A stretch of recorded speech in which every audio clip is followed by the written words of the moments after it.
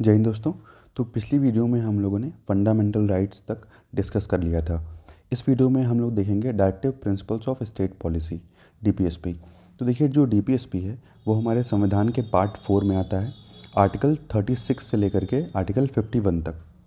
और डीपीएसपी को बोरो किया गया था, यानी लिया गया था आयरिश कॉन्स्टिट्यूशन से। ठीक है, तो आयरिश कॉन्स्टिट्यूशन से जो है डीपीएसपी लिया गया था। और अंबेडकर जी ने डीपीएसपी को कहा है कि जो डीपीएसपी है वो हमारे संविधान का नॉवेल फीचर है। It contains philosophy of the constitution. और जो हमारे जो संविधान की जो फिलोसफी है वो हम देख सकते हैं कि डीपीएसपी में इंक्लूडेड है। एक तरह से जो हमारे संविधान की फिलोसफी है वो डीपीएसपी को देख करके अंदाजा लगाया जा सकता है कि क्या फिलोसफी है। अब कुछ फीचर्स की बात करते हैं। तो ideals that state should keep in mind, मतलब एक तरह का जैसे इंस्ट्रक्शन दिया गया है स्टेट को कि आप जब भी कोई कानून या नियम बनाएंगे, नियम कानून जब आप बनाएंगे तो आप जो है डीपीएसपी को ध्यान में रखते हुए बनाएंगे। और एक तरह से डीपीएसपी जो है वो स्टेट के लिए एक इंस्ट्रक्शन है। ठीक, तो ideals that state should keep in mind while formulating and enacting laws, मतलब जब भी कोई लॉ बना रहे हैं तो उस टाइम जो है डीपीएसपी को ध्यान में रख के स्टेट को कोई भी लॉ जो है वो बनाना है। तो ये एक टाइप की जो संवैधानिक जो इंस्ट्रक्शंस होती हैं वो एक कॉन्स्टिट्यूशनल इंस्ट्रक्शन टाइप में डीपीएसपी है। DPSP resembles instrument of instruction in government of India act 1935। तो देखिए, जो गवर्नमेंट ऑफ इंडिया एक्ट 1935 था उसमें जैसे इंस्ट्रूमेंट ऑफ इंस्ट्रक्शन था, तो उसी तरीके से ये जो डीपीएसपी है ये एक टाइप का इंस्ट्रूमेंट ऑफ इंस्ट्रक्शन है। Aims at height ideals of justice. ठीक है, तो इसमें आपको जस्टिस का जो आइडिया है, लिबर्टी, इक्वालिटी और जो फ्रेटर्निटी का जो आइडिया है वो इसमें आपको देखने को मिलेगा। It embody concept of welfare state. ठीक है, तो वेलफेयर स्टेट का जो कॉन्सेप्ट है वो आपको डीपीएसपी में देखने को मिलेगा। They seek to establish economic और सोशल डेमोक्रेसी। ठीक है, इकोनॉमिक और सोशल डेमोक्रेसी इस्टेब्लिश करने की भी बात करता है हमारा डीपीएसपी। देखिए, जैसे फंडामेंटल राइट था तो फंडामेंटल राइट जो है वो जस्टिसिएबल था, यानी अगर फंडामेंटल राइट का वायलेशन हुआ तो आप जो है सुप्रीम कोर्ट अंडर आर्टिकल 32 और हाई कोर्ट अंडर आर्टिकल 226 आप जा सकते हैं। लेकिन यहाँ पे जो डीपीएसपी है वो नॉट जस्टिसिएबल है, मतलब कि आप जो है अगर इनका वायलेशन होगा तो आप कोर्ट में नहीं जा सकते। आर्टिकल 37 कहता है कि these principles are fundamental in governance. लेकिन ये जो इसमें डीपीएसपी में जितने भी आर्टिकल्स दिए हुए हैं ये जो है गवर्नेंस में फंडामेंटल है। It shall be duty of state. State की ये ड्यूटी होनी चाहिए कि जब भी कोई लॉ बनाए, जब भी कोई नियम कानून बना रही हो तो डीपीएसपी को ध्यान में रखते हुए अप्लाई करते हुए बनाए। They help the court in determining the constitutional validity of a law. और सुप्रीम कोर्ट या हाई कोर्ट की मदद भी डीपीएसपी करता है।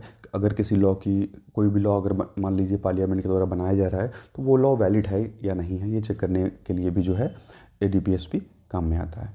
तो देखिए, डीपीएसपी में आपको 3 प्रिंसिपल्स देखने को मिलेंगे, सोशलिस्ट प्रिंसिपल, गांधीयन प्रिंसिपल्स और लिबरल इंटेलेक्चुअल प्रिंसिपल्स।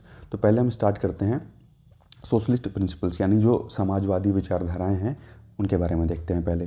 तो आर्टिकल 38 कहता है state to secure a social order for promotion of welfare of people.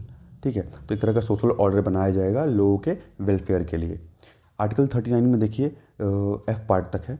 तो ये कहता है कि right to adequate means of livelihood, सभी जो भी नागरिक हैं सबको जो है एक अच्छी लाइवलीहुड का अधिकार है।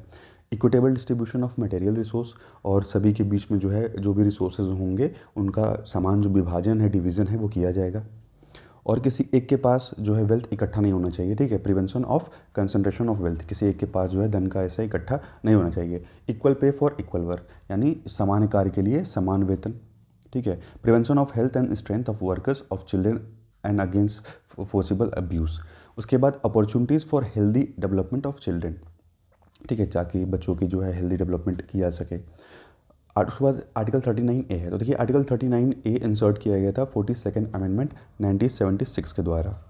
ये बात करता है to promote equal justice and to provide free legal aid to poor. ठीक है, इक्वल जस्टिस प्रमोट करने के लिए और जो पुअर होंगे उनको फ्री लीगल एड प्रोवाइड करने की बात करता है। इसको 42nd अमेंडमेंट यानी 42वां संविधान संशोधन हुआ था 1976 में, उसमें 39A को ऐड किया गया था।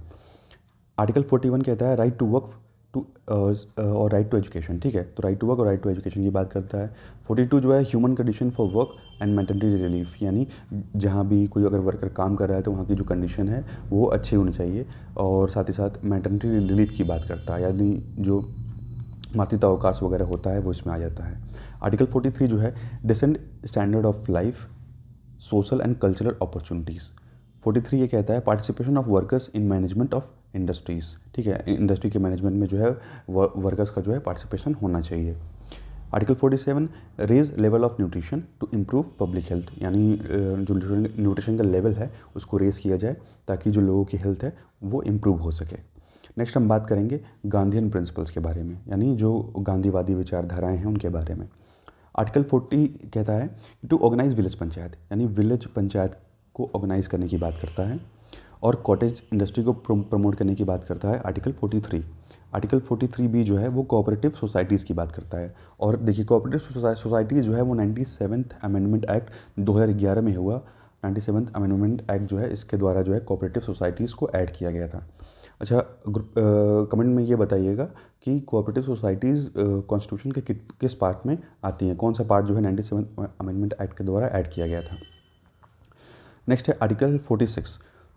आर्टिकल 46 कहता है to promote education and economic interest of SC/ST and to promote them from social injustice and exploitation, उस प्रोटेक्ट देम फ्रॉम, ठीक है। तो यहाँ पे जो शेड्यूल कास्ट और शेड्यूल ट्राइब्स के लोग हैं उनके जो उनका जो इंटरेस्ट है उसको प्रोटेक्ट करने की बात हो रही है, उनके और एजुकेशन को प्रमोट करने की बात यहाँ की गई है। 47 में देखिए prohibit consumption of intoxicating drinks, जो भी ऐसे मादक पदार्थ या ड्रग्स हैं उनके कंजप्शन की प्रोहिबिशन की बात की जा रही है।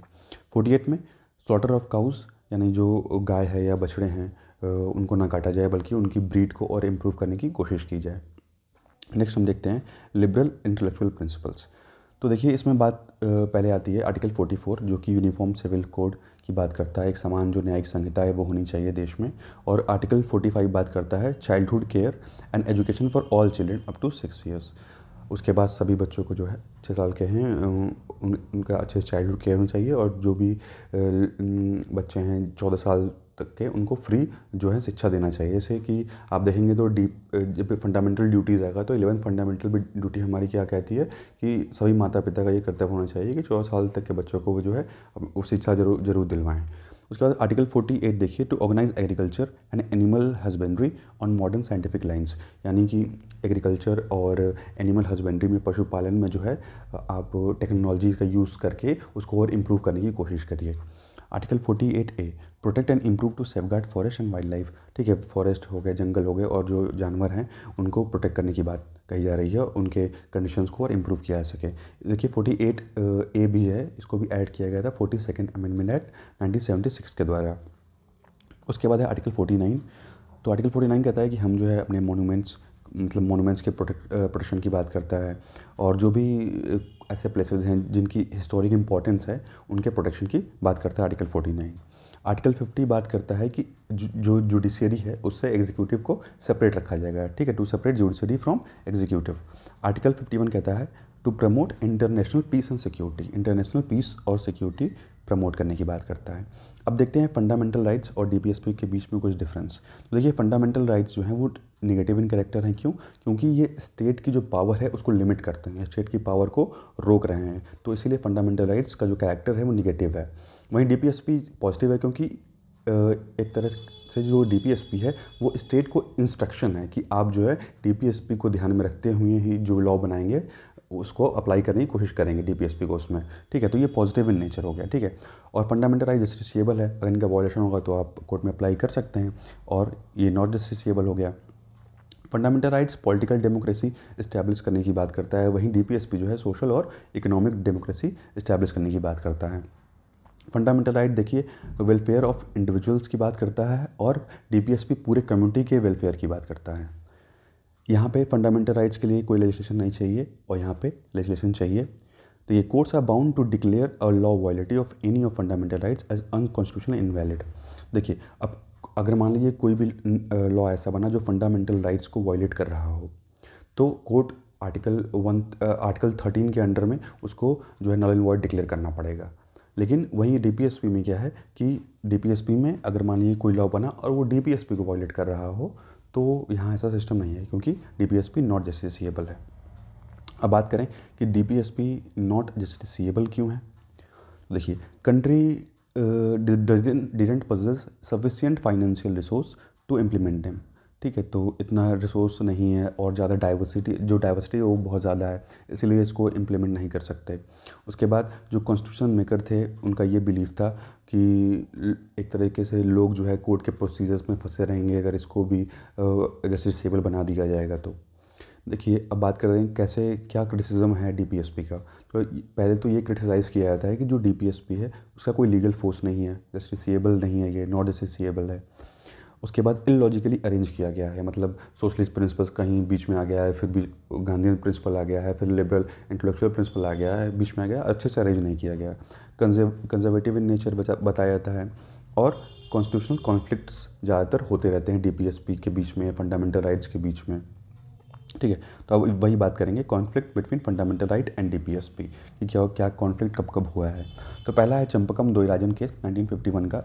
इसमें सुप्रीम कोर्ट ने रूल किया that in case of any conflict between fundamental rights, अगर फंडामेंटल राइट और डीपीएसपी के बीच में कोई भी कॉन्फ्लिक्ट होता है तो फंडामेंटल राइट जो है वही प्रिवेल करेगा। ठीक है, क्योंकि यहाँ जजमेंट में ये कहा गया कि फंडामेंटल राइट जो है वो ज़्यादा ऊपर है डीपीएसपी के।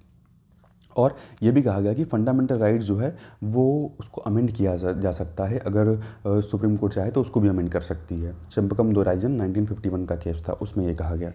उसके बाद देखिए गोलकनाथ केस है 1967 का।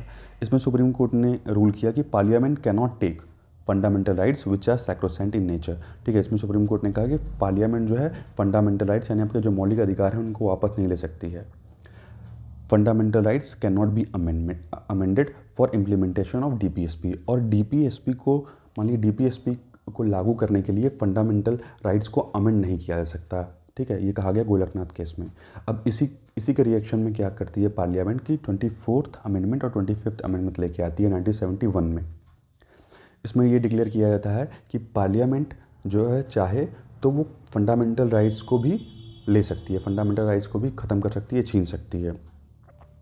और 25th अमेंडमेंट के थ्रू जो है जो आर्टिकल 31C है उसको ऐड किया गया। इसके बाद आता है केशवानंद भारती केस 1973। अब देखिए इसमें जो दोनों प्रोविजंस हैं 24th और 25th अमेंडमेंट जो हुआ इसको सुप्रीम कोर्ट ने जो है अनकॉन्स्टिट्यूशनल घोषित किया कि ये असंवैधानिक है। उसके बाद केशवानंद भारती केस में ये भी कहा गया जो जुडिशियल रिव्यू और बेसिक फीचर का कॉन्सेप्ट था वो यहाँ पे आया और ये कहा गया कि जो आर्टिकल 13 है, आर्टिकल 13 ये पावर देता है सुप्रीम कोर्ट को कि ऐसा अगर पार्लियामेंट कोई भी ऐसा नियम कानून बना रही है और वो नियम कानून जो है फंडामेंटल राइट को वायलेट कर रहा है तो सुप्रीम कोर्ट उस चीज़ को जो है नल एंड वॉइड डिक्लेयर कर सकती है अंडर आर्टिकल 13। तो अंडर आर्टिकल एक तरह से सुप्रीम कोर्ट को जुडिशियल रिव्यू की पावर दे रहा है, जुडिशियल रिव्यू की पावर जो है वो दे रहा है। ठीक है, और जुडिशियल रिव्यू एक बेसिक फीचर है, ये केशवानंद भारती केस में कहा गया कि जुडिशियल रिव्यू जो है वो बेसिक फीचर है और पार्लियामेंट कुछ भी करके इस फीचर को टेक अवे नहीं कर सकती है, ले नहीं सकती है। उसके बाद आता है Minerva mills case 1980। Supreme court held Indian constitution is founded on the bedrock of balance between fundamental rights and DPSP. इसमें देखिए बहुत अच्छा जजमेंट देते हुए ये कहा गया कि जो डीपीएसपी और फंडामेंटल राइट्स है ये दोनों हमारे डेमोक्रेसी के एक बेडरॉक हैं। ठीक है, दोनों के बीच में बैलेंस मेंटेन करके हमको चलना है, कोई किसी से ऊपर नहीं है, कोई किसी से नीचे नहीं है। अब ऐसा नहीं है कि फंडामेंटल राइट जस्टिसेबल है तो वो डीपीएसपी से ऊपर हो गया या डीपीएसपी नॉट जस्टिसेबल है तो फंडामेंटल राइट से नीचे हो गया, ऐसा नहीं है। दोनों के बीच में बैलेंस मेंटेन करके चलना है। और सुप्रीम कोर्ट के द्वारा ये कहा गया कि जैसे एक रथ के दो पहिए होते हैं उसी तरह फंडामेंटल राइट और डीपीएसपी जो है हमारे संविधान का वो दो पहिया है। दोनों के बीच में जो एक बैलेंस है वो हमारा संविधान का बेसिक फीचर है। ठीक है, harmony and balance between two is a basic feature. Fundamental rights और डीपीएसपी के बीच का जो बैलेंस है उसको मेंटेन करके चलना भी हमारे संविधान का एक बेसिक फीचर है। नेक्स्ट हम बात करते हैं फंडामेंटल ड्यूटीज़ की। देखिए फंडामेंटल ड्यूटीज़ जब ओरिजिनल जो हमारा संविधान बना था तो उस टाइम फंडामेंटल ड्यूटीज़ नहीं थी। सिर्फ हमारे संविधान में उस समय केवल क्या था, फंडामेंटल राइट था, फंडामेंटल ड्यूटी नहीं थी। बाद में जब 42nd अमेंडमेंट आया 1976 में तब फंडामेंटल ड्यूटीज़ को ऐड किया गया और उस समय में भी केवल 10 ड्यूटी ही ऐड की गई थी, केवल 10। बाद में जो 11th फंडामेंटल ड्यूटी है वो 86th अमेंडमेंट एक्ट आया 2002 में, उसमें जो है 11th फंडामेंटल ड्यूटी ऐड की गई। फंडामेंटल ड्यूटी का जो कॉन्सेप्ट है वो लिया गया है यूएसएसआर से। ठीक है, रशिया से जो ये कॉन्सेप्ट है वो लिया गया है। देखिए जैसे यूएसए है, कनाडा, फ्रांस, जर्मनी और ऑस्ट्रेलिया, यहाँ के संविधान में आपको फंडामेंटल ड्यूटी देखने को नहीं मिलेगा। लेकिन वहीं जापान का जो संविधान है, जापान के संविधान में आपको फंडामेंटल ड्यूटी जो है देखने को मिलेगा। तो फंडामेंटल ड्यूटी जो है सरदार स्वर्ण सिंह की कमेटी थी, उसी के रिकमेंडेशन पे जो है फंडामेंटल ड्यूटीज़ को ऐड किया गया। तो 1976 में सरदार स्वर्ण सिंह की कमेटी जो है स्थापित की गई कांग्रेस पार्टी के द्वारा, और जो कमेटी थी, कमेटी ने ही रिकमेंडेशन दिया, और इसकी ज़रूरत पड़ी इमरजेंसी के टाइम पे। लगा कि लोगों के पास अधिकार तो हैं लेकिन लोगों के पास कोई ड्यूटी नहीं है, तो इसीलिए इसको ले आया गया। अब देखिए 42nd अमेंडमेंट एक्ट आया जिसने पार्ट 4A ऐड किया। ठीक है, पार्ट 4A में आर्टिकल 51A ऐड किया, और इसमें उस समय 10 फंडामेंटल ड्यूटी ऐड की गई और बाद में एक और की गई। अब देखिए कुछ रिकमेंडेशंस ऐसे थे सरदार स्वर्ण सिंह कमेटी के जो कि फंडामेंटल ड्यूटीज़ में दिए गए थे इनके द्वारा, लेकिन जब ओरिजिनल फंडामेंटल ड्यूटी बना तो उसमें ये देखने को नहीं मिला। जैसे क्या था देखिए यहाँ पे, तो पार्लियामेंट कैन इम्पोज पेनल्टी और पनिशमेंट, मतलब कि इसको लीगलाइज कर दिया गया था कि अगर कोई मान लीजिए अगर नहीं मानता है, फंडामेंटल ड्यूटी का पालन नहीं करता है, तो उसको पनिशमेंट या पेनल्टी दिया जा सकता है। लेकिन इस चीज़ को इंक्लूड नहीं किया गया। उसके बाद कमेटी ने रिकमेंड किया था कि it can be question in any court for violating fundamental rights. ठीक है, तो अगर मान लीजिए फंडामेंटल राइट वॉलेट हो रहा है या ड्यूटी वॉलेट हो रही है, कोई कर रहा है, तो किसी भी कोर्ट में उसको क्वेश्चन नहीं किया जा सकता है। ड्यूटी टू पे taxes should be fundamental duty, और टैक्स पे करना भी जो है सभी नागरिकों की ड्यूटी होनी चाहिए। लेकिन ये तीनों चीज़ें जो हैं फंडामेंटल ड्यूटी जो बनी ओरिजिनल, उसमें इसको इंक्लूड नहीं किया गया। अब देखते हैं बारी बारी से कि कौन कौन सी फंडामेंटल ड्यूटीज़ हैं। तो देखिए हम संविधान को रिस्पेक्ट करेंगे, जो उनके आइडियल्स हैं हम उनको रिस्पेक्ट करेंगे, हमारे नेशनल फ्लैग और हमारे नेशनल एंथम को हम रिस्पेक्ट करेंगे, ये फर्स्ट है। सेकंड ड्यूटी है to cherish and follow noble ideals which inspired our national struggle for freedom, यानी जो नेशनल स्ट्रगल जो हमारे नेशनल फ्रीडम फाइटर्स थे उनके जो आइडियाज़ थे उनको हम फॉलो करने की कोशिश करेंगे, उनको चेरिश करेंगे। To uphold the sovereignty, unity and integrity of India, to defend the country, मतलब जब भी ज़रूरत पड़ेगी देश को मेरी, तो हम अपने देश के लिए खड़े होंगे। ठीक है, to promote harmony and spirit of common brotherhood, जो भाईचारे की एक भावना है आपस में, वो हम फैलाने की कोशिश करेंगे। To value and preserve the rich heritage and composite culture, जो हमारा पुराना कल्चर है उसको प्रिजर्व करने की कोशिश करेंगे, उसको और आगे बढ़ाने की कोशिश करेंगे। जो हमारा इन्वायरमेंट है, जो हमारा पर्यावरण है, उसको प्रोटेक्ट करने की कोशिश करेंगे और उसको इम्प्रूव करने की कोशिश करेंगे। 8वीं ड्यूटी है कि हम साइंटिफिक टेम्पर डेवलप करेंगे, यानी जो है साइंस के क्षेत्र में हम अच्छे अच्छे कार्य करेंगे। और 9वीं ड्यूटी है कि पब्लिक प्रॉपर्टी को हम सेफगार्ड करेंगे। 10वीं ड्यूटी है to strive toward excellence in all spheres of individual and collective activity. ठीक है, हम एक्सीलेंस की तरफ बढ़ने की कोशिश करेंगे। बाद में 11वीं ड्यूटी जो है बाद में ऐड की गई, और इसमें ये कहा गया कि सभी जो 14 साल के बच्चे हैं, 6 से 14 साल के बच्चे, उनको कंपलसरी जो एजुकेशन है वो प्रोवाइड किया जाएगा। उसके बाद देखिए बात करते हैं फंडामेंटल ड्यूटीज़ के फीचर्स की। तो देखिए कुछ ड्यूटीज़ जो हैं वो मोरल इन नेचर है, और कुछ ड्यूटीज़ जो हैं वो सिविक ड्यूटीज़ हैं। They refer to such values which have been part of Indian tradition, मतलब इसमें वो वैल्यू इंक्लूड की गई हैं जो हमारे भारतीय परंपरा के पार्ट हैं, मिथोलॉजी के पार्ट हैं, या धर्म के पार्ट हैं, या प्रैक्टिसेस के पार्ट हैं। देखिए फंडामेंटल ड्यूटीज़ है ये सिर्फ और सिर्फ नागरिकों के लिए है। ठीक है, सिर्फ और सिर्फ सिटीजन्स के लिए, नॉन सिटीजन्स के लिए नहीं है। फंडामेंटल ड्यूटीज़ भी DPSP की तरह नॉट जस्टिसिएबल हैं। अब बात करें क्या क्रिटिसिज्म होता है फंडामेंटल ड्यूटीज़ का। तो देखिए it does not cover duties like voting, जैसे वोट करने का जो अधिकार है वो इसमें इंक्लूडेड नहीं है।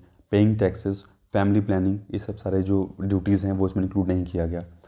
कुछ ड्यूटीज़ वैग हैं, एम्बिगियस हैं एंड डिफ़िकल्ट टू अंडरस्टैंड, जैसे कि कुछ वर्ड्स जैसे नोबल आइडियल्स, कंपोजिट कल्चर, तो ऐसे वर्ड्स जो हैं ये थोड़ा लीगल टाइप के वर्ड्स हैं, इसीलिए नॉर्मल लोग इसको नहीं समझ सकते। Due to not justiciable nature, not justiciable है, ये भी कैसे क्रिटिसाइज़ किया जाता है। एडिड इन पार्ट 4, और ये भी कहा था कि पार्ट 4 में ऐड किया गया है, इसकी इंपॉर्टेंस कम हो गई है, इसको पार्ट 3 में ऐड किया जाना चाहिए था। ठीक है, तो ये सारे जो हैं इसके क्रिटिसिजम्स हैं। अब बात करते हैं इसके सिग्निफिकेंस यानी इम्पोर्टेंस की। तो एक तरह से ये ड्यूटीज़ जो हैं ये नागरिकों के लिए रिमाइंडर हैं कि आपको अगर अधिकार दिए गए हैं तो आपका कुछ कर्तव्य बनता है, आपकी कुछ ड्यूटी भी बनती है। Serve as warning against anti national and anti social activity. ठीक है, तो एक तरह से वार्निंग है जो एंटी सोशल एक्टिविटी है, जो एंटी नेशनल एक्टिविटीज़ हैं उनके लिए। As source of inspiration to promote sense of discipline and commitment among them, और एक तरह से सोर्स ऑफ इंस्पिरेशन भी है।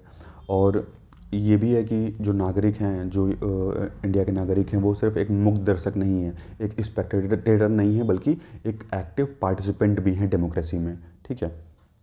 Help court in examining and determining the validity of law, court को हेल्प करता है किसी भी लॉ के वैलिडिटी को डिटरमाइन करने में। If a court finds that law in question seeks to give effect to fundamental duty, it may consider such law to be reasonable in relation with article 14 और 19। अगर मान लीजिए कोई नियम बनाया जा रहा है, कोई भी नियम कानून बनाया जा रहा है फंडामेंटल राइट ड्यूटीज़ को ध्यान में रखते हुए, ठीक है, फंडामेंटल ड्यूटीज़ को अप्लाई करने के लिए अगर पार्लियामेंट कोई लॉ बनाती है और वो आर्टिकल 14 और आर्टिकल 19 को वॉयलेट कर रहा हो, ठीक है, मतलब फंडामेंटल ड्यूटीज़ को इम्प्लीमेंट करने के लिए अगर पार्लियामेंट कोई लॉ बनाई और वो लॉ जो है आर्टिकल 14 और आर्टिकल 19 को वॉयलेट करता है, तो यहाँ पे उसको रीजनेबल माना जाएगा। ठीक है, यहाँ वॉयलेशन नहीं माना जाएगा, क्योंकि वो लॉ जो बन रहा है वो फंडामेंटल ड्यूटीज़ को इम्प्लीमेंट करने के लिए बनाया जा रहा है, तो इसीलिए वो आर्टिकल 14 और 19 का वॉयलेशन नहीं होगा।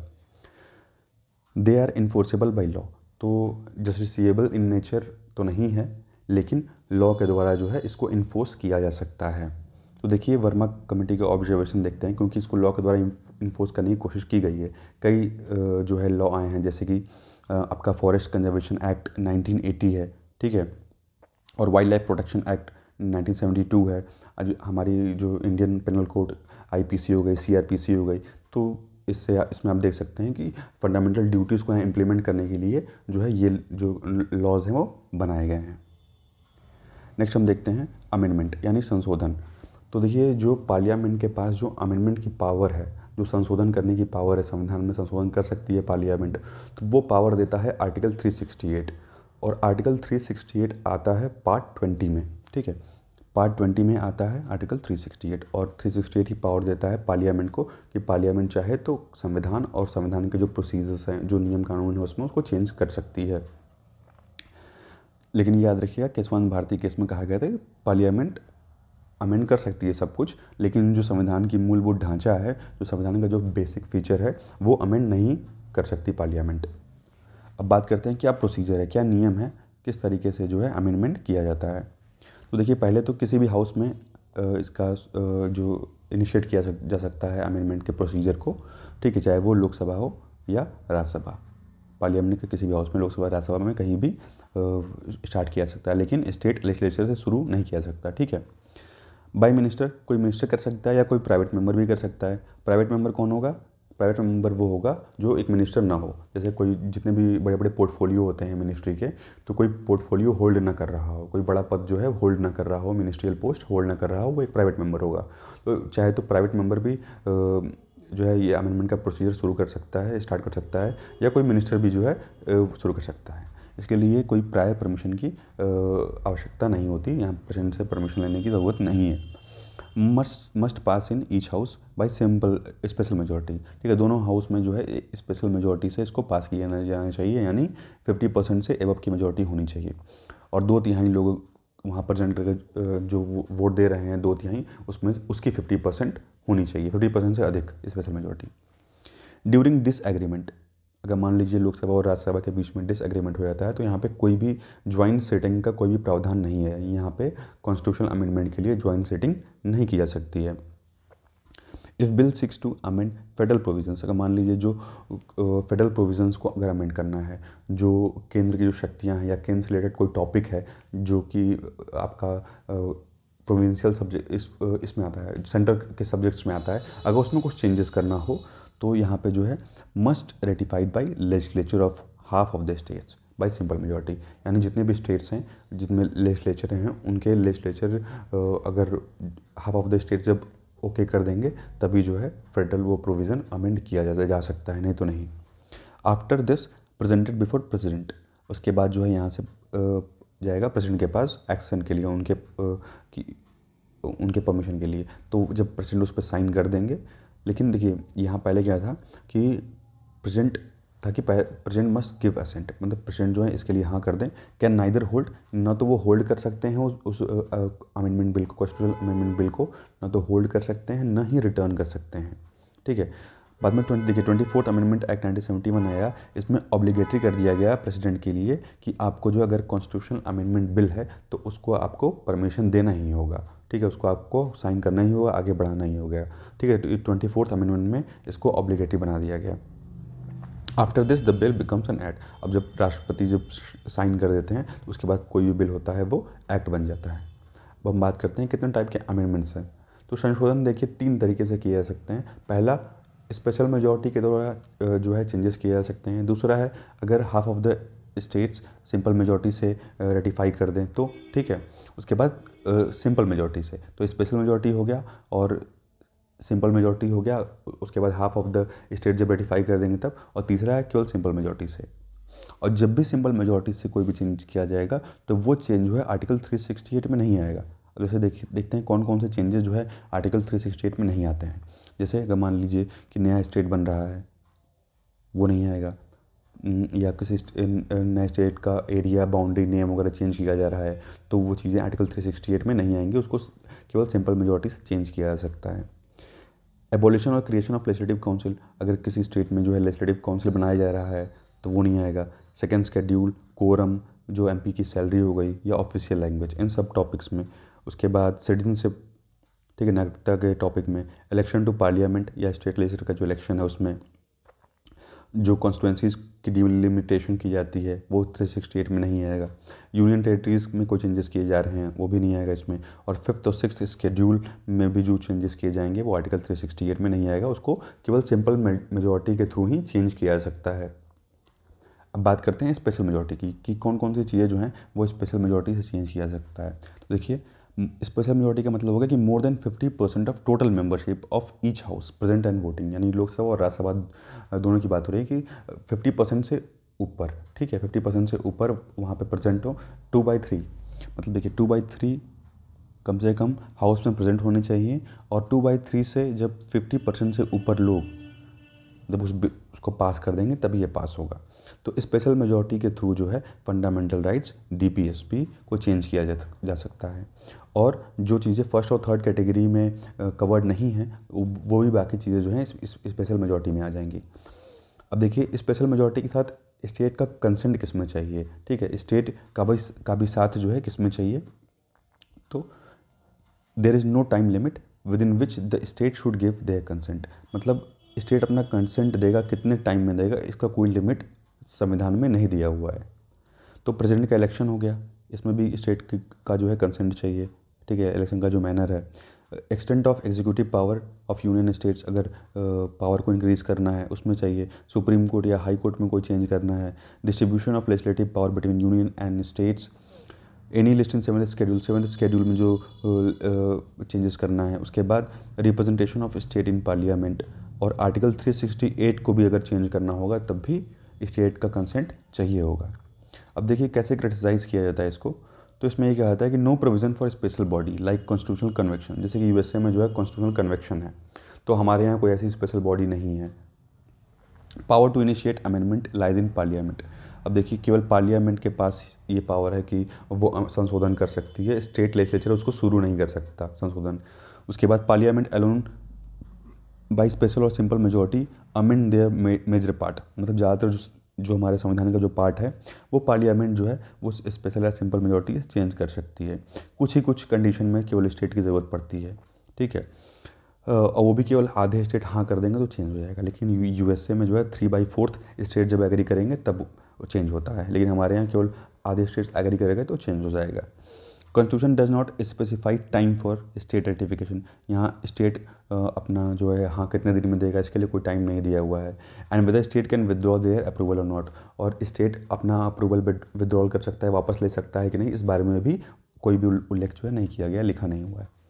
No provision for holding joint sitting, कोई भी ज्वाइंट सिटिंग का प्रावधान नहीं है अगर वो बिल कॉन्स्टिट्यूशनल अमेंडमेंट बिल है तो। In deadlock in passage of the bill but in ordinary bill joint sitting is held, लेकिन जब ऑर्डिनरी बिल होता है तो उसमें ज्वाइंट सिटिंग का प्रावधान है। Wide scope of taking matters to judiciary, इसीलिए और क्रिटिसाइज किया जाता है कि इन्हीं सब चीज़ों की वजह से जो है ज़्यादा चांसेस ये हैं कि ये जो मैटर है वो जुडिशियरी के पास चला जाएगा। चलिए नेक्स्ट हम देखते हैं। नेक्स्ट है हमारा बेसिक स्ट्रक्चर, ठीक है, जो हमारे संविधान की मूलभूत ढांचा है। तो कैसे ये आया, बेसिक स्ट्रक्चर का जो कॉन्सेप्ट है वो कैसे इमर्ज हुआ, इसमें हम ये देखेंगे। तो पहला सबसे इंपॉर्टेंट केस है शंकरी प्रसाद केस। ये हुआ 1951 में। तो जब पार्लियामेंट के द्वारा जब पहला संशोधन किया गया, ठीक है, जब फर्स्ट अमेंडमेंट किया गया पार्लियामेंट के द्वारा, तो उस समय जो राइट टू प्रॉपर्टी था उसको चैलेंज किया गया इस शंकरी प्रसाद केस में। ठीक है, तो सुप्रीम कोर्ट ने रूल करते हुए कहा कि under article 368 parliament can also amend fundamental right, यानी जो पार्लियामेंट है, जो हमारा संसद है, वो चाहे तो आर्टिकल 368 का यूज़ करके फंडामेंटल राइट्स को भी अमेंड कर सकता है। ठीक है, याद रखिए क्या कहा गया शंकरी प्रसाद केस में कि फंडामेंटल राइट्स को अमेंड किया जा सकता है। The word law in article 13 not include ordinary laws, क्योंकि देखिए आर्टिकल 13 ही पावर दे रहा है जुडिशियल रिव्यू की। तो इसमें ये कहा गया कि जो आर्टिकल 13 में जो लॉ शब्द का यूज़ किया गया है वो लॉ केवल ऑर्डिनरी लॉज के लिए है, जो कॉन्स्टिट्यूशनल अमेंडमेंट है वो इसके अंडर में नहीं आएगा, और इसीलिए जो है पार्लियामेंट चाहे तो फंडामेंटल राइट्स को भी अमेंड कर सकती है। ठीक है, तो parliament can take away any fundamental rights and such law will not be word under article 13। ये कहा गया शंकरी प्रसाद केस में कि पार्लियामेंट चाहे तो किसी फंडामेंटल राइट को ले ले वापस, और वो जो होंगे आर्टिकल 13 के अंदर में वायलेशन नहीं होंगे। उसके बाद आता है गोलकनाथ केस। तो देखिए गोलकनाथ केस में जो है जो 17th अमेंडमेंट 1964 को चैलेंज किया गया, जिसकी वजह से 9th स्केड्यूल ऐड हुआ हमारे संविधान में। तो 9th स्केड्यूल जो है इसलिए ऐड किया गया था कि 9th स्केड्यूल में जो भी नियम कानून होंगे, जो भी लॉज होंगे, उन लॉज पे सुप्रीम कोर्ट जो है जुडिशियल रिव्यू नहीं कर सकता, इसीलिए इसको ऐड किया गया 9th स्केड्यूल को। तो 9th स्केड्यूल में जो भी लॉज होंगे उस पर सुप्रीम कोर्ट जो है जुडिशियल रिव्यू का पावर यूज़ नहीं कर सकता, इसलिए लाया गया था। लेकिन सुप्रीम कोर्ट ने कहा कि parliament can not take any fundamental rights, और यहाँ पे सुप्रीम कोर्ट के द्वारा कहा गया कि फंडामेंटल राइट्स जो है वो पार्लियामेंट नहीं वापस ले सकती। एक constitutional amendment act is also a law with in the meaning of article 13, और ये कहा कि आर्टिकल 13 में जो ये लॉ वर्ड यूज़ किया हुआ है उसके अंडर में कॉन्स्टिट्यूशनल अमेंडमेंट भी लॉ है। ठीक है, hence would be void for violating the fundamental rights. इसीलिए अगर पार्लियामेंट कोई ऐसा लॉ बना रही है जो फंडामेंटल राइट को वायलेट कर रहा होगा तो वो नल एंड वॉइड डिक्लेयर कर दिया जाएगा। ठीक है, और ये भी कहा गया कि फंडामेंटल राइट जो है को ख़त्म नहीं किया जा सकता, पार्लियामेंट ख़त्म नहीं कर सकती फंडामेंटल राइट्स को, हमें नहीं कर सकती। Parliament react to Golaknath case. अब देखिए पार्लियामेंट भाई रिएक्ट करती है चीज़ को, गोलकनाथ केस में जो जजमेंट हुआ उसको लेकर के, उसके बाद लेके आती है 24th अमेंडमेंट। ठीक है, 1971 में होता है, जो आर्टिकल 13 और आर्टिकल 368 को अमेंड करता है। ठीक है, तो 24th अमेंडमेंट के द्वारा जो है आर्टिकल 13 और 368 को अमेंड किया गया। It declare that parliament can take any fundamental rights. उसके बाद जो है डिक्लेयर किया गया कि पार्लियामेंट चाहे तो किसी भी फंडामेंटल राइट्स को ले सकती है, ख़त्म कर सकती है अंडर आर्टिकल 368। और ऐसा कोई भी लॉ है इस आर्टिकल 13 का वायलेशन जो है इसको नहीं माना जाएगा। ठीक है, मतलब आर्टिकल 368 का पावर यूज़ करके पार्लियामेंट चाहे तो पूरे फंडामेंटल राइट्स को ख़त्म कर सकता है, और आर्टिकल 13 कुछ नहीं कर पाएगा यहाँ पे। ठीक है, तो उसके बाद जजमेंट दिया गया 1973 में, सबसे इम्पॉर्टेंट जजमेंट और सबसे लैंडमार्क जजमेंट इसको माना जाता है, केशवानंद भारती केस। ये हुआ 1973 में। तो सुप्रीम कोर्ट ने ओवर रूल करते हुए अपने जजमेंट को कहा, गोलकनाथ केस का जो जजमेंट था उसको ओवर रूल करते हुए यहाँ केशवानंद भारती केस में कहा गया कि ठीक है 24th अमेंडमेंट एक्ट जो है वो ठीक है, पार्लियामेंट जो है किसी भी फंडामेंटल राइट्स को ले सकती है, पार्लियामेंट का मतलब किसी भी फंडामेंटल राइट्स को ले, लेकिन एक कंडीशन है यहाँ पे कि जो हमारे संविधान का बेसिक स्ट्रक्चर है, अब यहीं से केशवानंद भारती केस यहीं आता है, जो हमारा जुडिशियल रिव्यू का जो कॉन्सेप्ट, जो बेसिक स्ट्रक्चर का जो कॉन्सेप्ट है, बेसिक स्ट्रक्चर का जो कॉन्सेप्ट है वो यहीं से इमर्ज होता है कि अगर पार्लियामेंट चाहे तो वो फंडामेंटल राइट क्या है वो पूरे संविधान को बदल सकती है, कोई दिक्कत नहीं। लेकिन जो हमारे संविधान की मूलभूत ढांचा है, जो हमारे संविधान का जो बेसिक स्ट्रक्चर है वो चेंज नहीं कर सकती पार्लियामेंट। ठीक है, ये जजमेंट दिया गया केशवानंद भारती केस में। Doctrine of basic structure of constitution was reaffirmed by Indira Nehru Gandhi case. अब देखिए इंदिरा नेहरू गांधी केस हुआ 1975 में। इसमें सुप्रीम कोर्ट ने कहा कि इसमें election dispute involving prime minister and speaker of Lok Sabha outside the jurisdiction of all courts. देखिए तो इसमें क्या सुप्रीम कोर्ट द्वारा कहा गया कि जो 39 अमेंडमेंट 1975 जो एक्ट था विच केप्ट, जिसकी वजह से जो इलेक्शन डिस्प्यूट था involving prime minister and speaker of Lok Sabha, ये सभी कोर्ट के जुरिडिक्शन के बाहर है। ठीक है, तो लेकिन यहाँ पे फिर सुप्रीम कोर्ट के द्वारा कहा गया कि नहीं, आप ऐसा नहीं कर सकते, क्योंकि ये जो है जो एक जुडिशियल रिव्यू की जो पावर है वो एक बेसिक फीचर है हमारे संविधान का, हमारे कॉन्स्टिट्यूशन का वो एक बेसिक फीचर है। इसके बाद है Minerva mills case 1980। Parliament has not absolute power but A limited amending power. यहाँ कहा गया कि पार्लियामेंट के पास एक एब्सोल्यूट अमेंडमेंट करने की पावर नहीं है, बल्कि जो पावर है वो क्या है, वो लिमिटेड है। और ये जो है एक बेसिक फीचर है हमारे कॉन्स्टिट्यूशन का, इसीलिए इसको डिस्ट्रॉय नहीं किया जा सकता। उसके बाद है वामन राव 1981 का case. Supreme court said that basic structure will apply from the date of judgement of Kesavananda Bharati case. यानी केशवानंद भारती केस का जब जजमेंट हुआ था 24 अप्रैल 1973 को, उसी डेट से जो है बेसिक स्ट्रक्चर का जब कॉन्सेप्ट आया तो उसी डेट से जो है ये कॉन्सेप्ट अप्लाई होगा और चलेगा। नेक्स्ट वीडियो में जो है हम पार्लियामेंट्री सिस्टम के बारे में डिस्कस करेंगे। Thank you and thanks for watching.